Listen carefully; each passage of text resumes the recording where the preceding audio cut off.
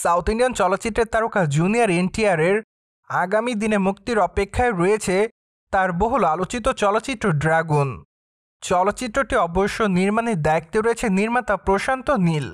তাছাড়া চলচ্চিত্রটি অ্যাকশন ঘরানার এবং বিগ বাজেটের একটি চলচ্চিত্র হবে, যদিও অবশ্য বর্তমানে শোনা যাচ্ছে যে চলচ্চিত্রের ডিজিটাল রাইট কিনেছে নেটফ্লিক্স। মূলত খুবই মোটা অঙ্কের অ্যামাউন্ট দিয়ে চলচ্চিত্রের ডিজিটাল রাইট কেনা হয়েছে এমনটাই শোনা যায়।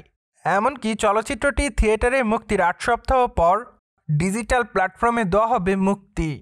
যাই হোক, চলচ্চিত্রের পূর্ণাঙ্গ শুটিংয়ের কাজ শেষ হওয়ার আগেই চলচ্চিত্রের ওটিটি রাইট সেল।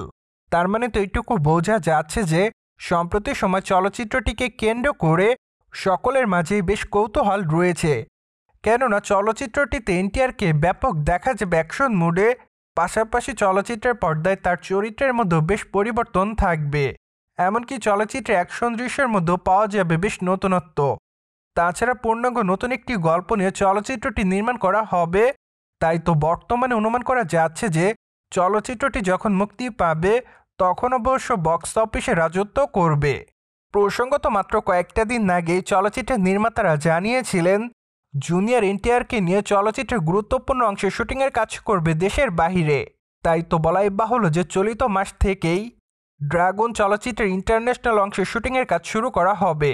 পাশাপাশি অবশ্য চলচ্চিত্রটিতে দেশ বিদেশের নামি দামি তারকারাও থাকবে, যার প্রেক্ষাপটে এইটুকু অনুমান করা যাচ্ছে যে চলচ্চিত্রটি সকল দর্শকের কাছে নজরই কাড়বে। তাছাড়া বর্তমানে চলচ্চিত্রের শুটিংয়ের কাজ যেভাবে চলছে তাতে অনুমান করা যাচ্ছে যে হয়তো 2026-এর জানুয়ারি মাসের মধ্যেই ড্রাগন চলচ্চিত্রের পূর্ণাঙ্গ শুটিংয়ের কাজ শেষ হয়ে যাবে। যাই হোক, এখন শুধুমাত্র অপেক্ষাতে থাকতে হবে সকলকে। কেননা যখন চলচ্চিত্রের ট্রেলারটি প্রকাশ্যে আসবে তখন অবশ্য খুব ভালোভাবে বোঝা যাবে চলচ্চিত্রের গল্পটি কেমন হবে।